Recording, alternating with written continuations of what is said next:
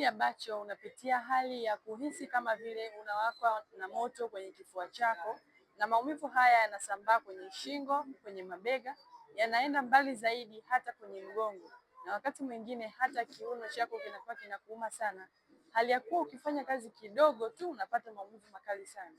Imefikia hatua hata ukiwa unapiga hatua bado miguu yako inakuwa inatetemeka sana na unaishiwa nguvu kabisa.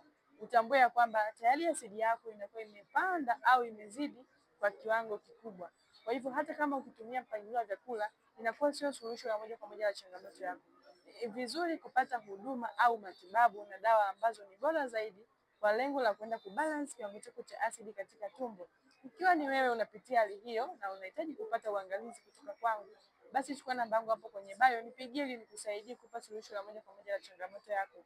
Nimeshawasaidia watu wengi sana wana shida kama kwako na wameweza kupona kabisa. Unaweza kushare hii video kwa mtu mmoja ambaye unatamani aweze kupata elimu hii ili uweze kumsaidia.